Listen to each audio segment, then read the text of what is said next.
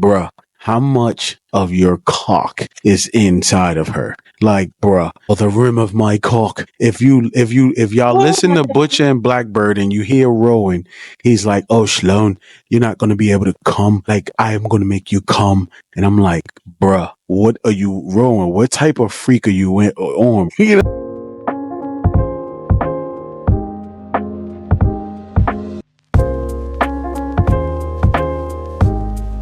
Hey y'all, and welcome back to the Key and Jay Books podcast. I am the beautiful, the talented Key, and this is my co-host Jay. And today we're going to be doing Bookish ICKS. That means things in the books that we don't like, or things in the book that make us go. Exactly.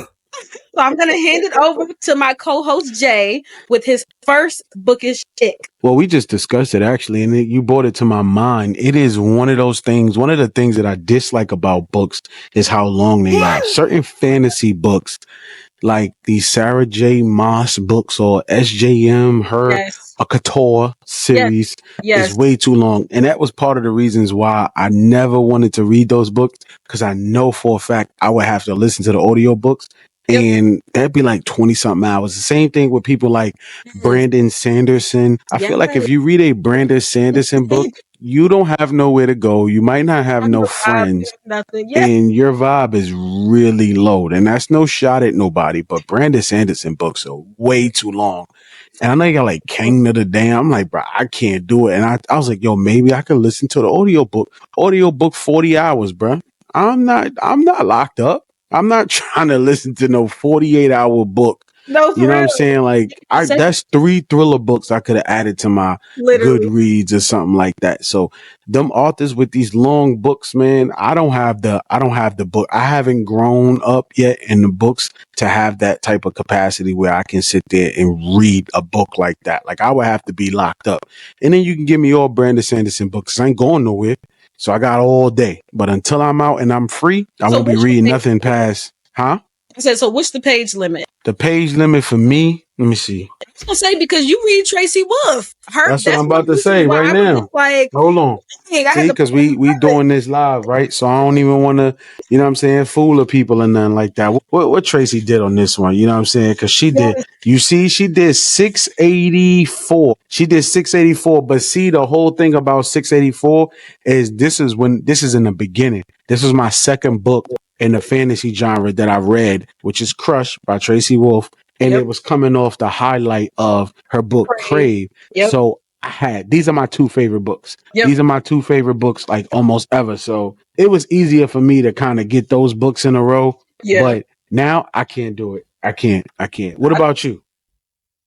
I was reading Empire of Storms by SJM. This is actually, I got this Christmas set from a friend of mine. Mm-hmm. And I think I told Jay before, this book, 689 pages. So I understand what he means, because my patience when I'm reading is just, can you just make it a second book? This is really long. Take 200 off and then start that 200 in the next jump. On the next book. And that's how you start your book off. Your book is fire from then. But these authors be like, they just don't have nothing to do. This is their job. So they just like, I'm going to just continue to write, you know, and I know they be hyping like, oh, I'm about to kill him with this scene. And it's like, bruh, I'm at the airport or the train station. And I'm like, yo, what? Well, the book always seems to go on and on. I will say Tracy Wolf's Crave series, although it's really long, I really loved it. It didn't, like, it was long, but I would have fun while I was reading it. So it was like it didn't seem as long. So that's my caveat about Jay's Bookish ICKS. I can read a long book, but it has to be worth it. It can't just feel long. I want to read it like I'm enjoying it. I'm flying through the pages. It can't feel like a long book. Right. Well, what is your Bookish ICKS? Okay. My Bookish ICKS is any book that does anything with menstrual blood. And I know you're like, huh? You're like that's exactly what I meant and what I meant. Period, menstrual blood. I was reading The Heartless Hunter, and in that book, it's about a group of witches, and the way they do their magic is they have to cut themselves, and they use their blood. Well, when they cut themselves, it leaves a mark telling everybody who looks at them that they are a witch. And the book takes place in a society where they're hunting witches down. So the only way that these witches could prevent detection is to save and store up their period blood. Yeah. And so if that's not bad enough, the way that they would do spells is they would take the blood, dip their finger in it, and like draw on stuff. And there was this one scene, I believe, where she drew on a character's jacket or his hat or something like that. With the period blood? The period blood. And I was I will beat the brakes off a witch. I was like, he don't smell that?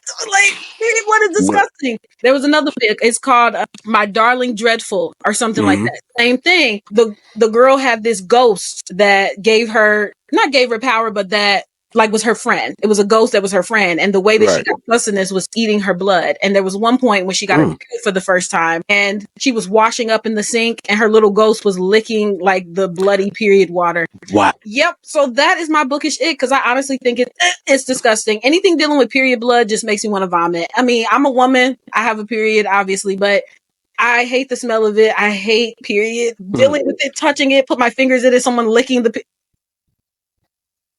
Yeah, I know.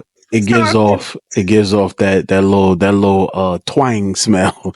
If you want to say it, it gives it that twang. For heartless puncher, that's why I was like, they can't smell this. And again, they store up vials of the period blood, so it's just sitting somewhere. That stuff has to be rank, and they're like drawing patterns on people's jackets, and I'm like, nah, I'll be ready to. Listen.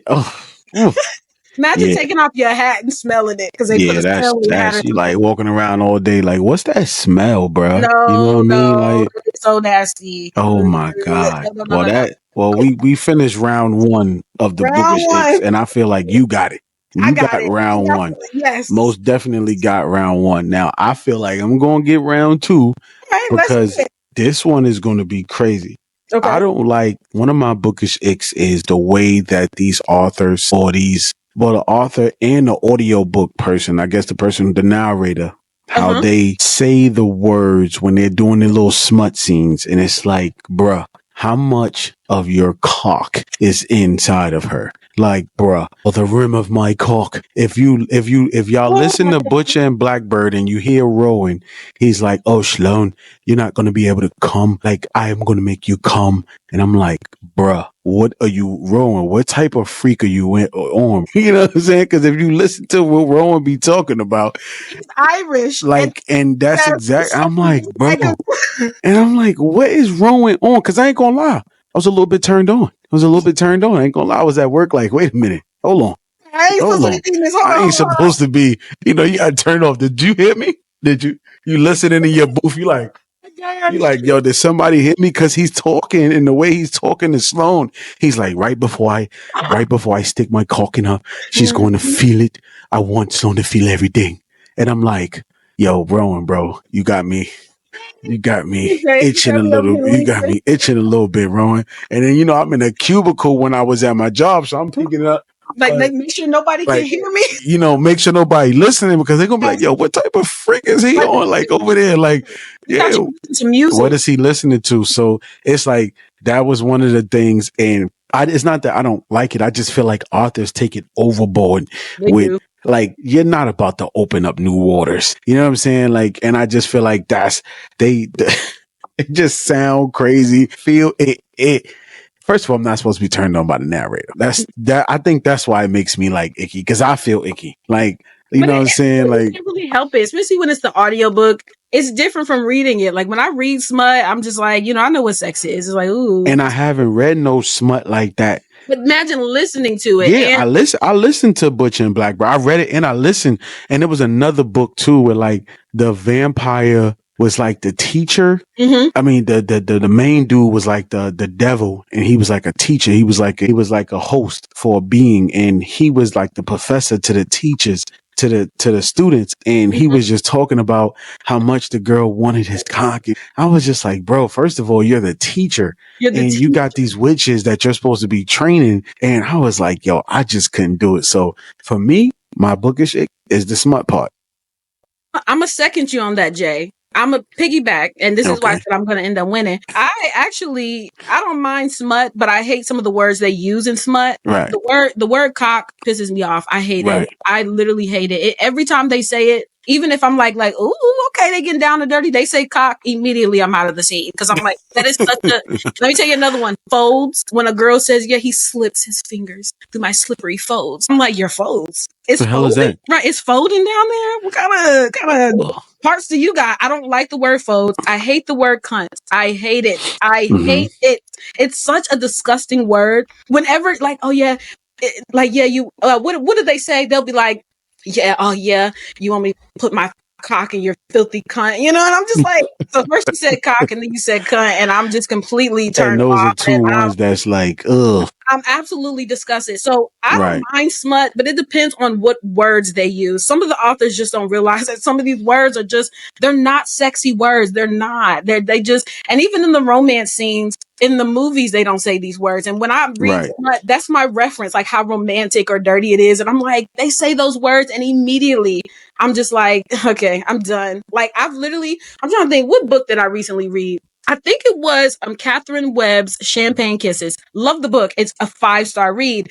It was funny to me because usually, I'm Black. We don't say cock. We say dick. Like, exactly. But in the book, I believe it was the Black woman, because it's an interracial romance. The Black woman was the one using the word cock, and the Korean Caucasian man was using the word dick. But that's just, I can't do that word. This is for the grown folks. These are conversations for the grown folks. Yes, this is PG-13 episode. PG-13. Yeah. Just if you follow us, you might want to turn this down. Oh, I know. Let's see what view they get. Cock and clunt. What? Oh no, turn it off.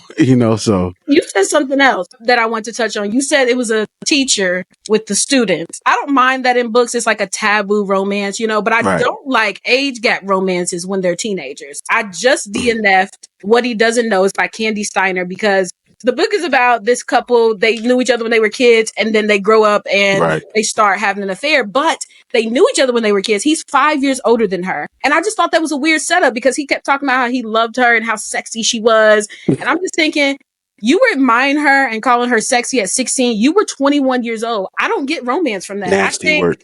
That's because even at 21, you should not be calling a 16-year-old sexy. And then he says, oh, I'm the first person that got her drunk. When she's 14, they have memories. He remembers looking at her legs. And I'm just thinking, you're 5 years older than R. Kelly in the book. And so I'm reading it. And I'm just like, how can I feel like warm and gushy about this romance when it started when they were kids and he's 5 years older than her? I feel like you're preying on her at this point. Like, leave the girl alone. Find somebody your own age. Like, come on now. I believe I won the second round too. It might be a tie. Maybe a tie. We can tie. Okay, we need a tie. For the third and final round, I'm gonna leave it up to you. What is your third and final bookish ick? I gotta find a good one. My third and finest bookish ick is surprise incest. I know you're like, huh? Wait, surprise incest or like incest. They knew? No, like you get to the end of the book, a mystery book, and it's a plot twist, and the plot twist has something to do with incest. So, my God, brother and sister sleeping together. I know. Imagine if you have a baby, you turn that baby. The baby might be a lizard. I know it might be a lizard, or if anything, it's going to need glasses. What's going on with it? Yes, surprise incest. The worst is going to need glasses. I don't like incest as a twist in the book. I guess I just haven't read a book where they did it very well. It's just, it's like, why is that the twist? I read this book, Alice Feeney. I think it's called I Know Who You Are. And at the end of the book, literally the twist is that this woman has been being stalked. It's her husband stalking her, and he's actually her brother. And they're married. She doesn't know that it's her brother. She got kidnapped when she was a kid. She never seen her brother ever again. Of course, she grew up. He looks different, I assume, because she didn't recognize him when she was an adult. And he was mad at her that, oh, you got kidnapped and you didn't come back to your family. So he decided like he wanted to ruin her life. And he married her. And so we'll just, edit over that. But yes, so in the book, she, now I lost my train of thought. Hold on. Okay, and yes, so surprise incest. I Know Who You Are, Alice Feeney has surprise incest. You get to the end, you found out this girl has been being stalked. Someone's been following her. It's her brother. She doesn't know it's her brother because she didn't see him since she was a child and she didn't remember what he looked like. But yes, he married her knowing that was his sister. And he sexually assaults her in the book as well. And, you just get to the end and I'm just like, this is the twist that you could come up with, that her stalker is her husband and her husband is secretly her brother who's been raping her and who has not been giving her the child that she wants. I was like, what kind of twist is that? So yes, that's my third bookish ick. Surprise incest. I don't like incest. I ain't gonna beat you. I think you got it 2-1 because I had no clue you was going that route. Let's hear Jay. Let's slide it down. For me, I can't sit here and lie. I don't like patience is my bookish ick right here. Patience. Because I feel like sometimes I just want to go to the back, like the resort almost not DNF'd it, but I almost ran to the end to see, because my patience was wearing so thin that I just really could not take it. Like I really wanted to get to the end, and it's a good thing, but it's also a bad thing, because if you making me wait, I might get too impatient and I might go to the back of your book just to get it, and then I'll come back to it, because I have done that for a couple books, and I'm like, damn, I should have just waited to the end, and I'll still finish the book, but I just like, damn, I should have waited to the end. So sometimes patience for me is definitely like a book. It's like, well, it could too be the author's writing. It's not your fault. Like sometimes if it feels drawn out and you're like, oh, I just really want to know, or maybe Jay, it is your fault. Maybe you're just impatient. I am impatient, and I think that's one of the back of the book. That's forbidden. And then you still read it. I'm gonna tell you, if I go to the back of the book, I'm not gonna read the book, because now I already know what happened. I don't care about the journey, especially if it's a mystery book. I know who did it. I'm done. Next book. I did it with Frida McFadden's The Locked Door. No, I did it with her book. Frida, I know I turned my back on you one time, but my head. Surprisingly, I DNF'd the teacher by Frida McFadden. Yeah, man, that's one of my book secrets right there. So the patience was wearing me thin. Don't tell nobody, y'all. I know the patience was, and that was one of the, like the patience was wearing me so thin. Plus it caught me by surprise, because of the whole sex with the teachers and everything like that. And that joint just had me. I was like, wait a minute, who's dying? Who's having sex with who? So I just went to the back of the book and I just read the last 30 pages, and I was like, oh, okay. And I didn't finish the book. So that was like, yeah, if I DNF a book, like if I already have decided I don't want to read it, like I DNF Mary Q because she's not sorry, and I suspected that the person who committed the crime was this guy named Larry, I think it was. And even though I decided to DNF the book, I did like go towards the end and see, like trying to like, was it him? And it was him. So if I DNF a book, I'm like, I'm the opposite of you. Like, if I know I'm gonna finish it, I won't go to the end and figure it out. But if I DNF it, then I'm gonna go to the end just to see, like, okay, is what I thought right? Was it worth it? Did it make sense? And yes, so that's what I do. But yes, I want the audience to vote. Who do y'all think had the best bookish icks? I'm gonna say me. You know, I think you got it. This is only part one of our audition. I'll be back with part two, and I'll definitely be on board. I thought I was prepared. I didn't know. I knew I would get one. But it's like a battle rap round. You got round one, I got round two, and round three was debatable, but you got round three. I get that one to you. I take a bow. I get that one to you. Make sure to insert applause here. Thank you. But part two, I'm gonna be back with some fire, and that means now I gotta dig into the text and outshine you in the next bookish icks, man. I don't think you can. That's the thing.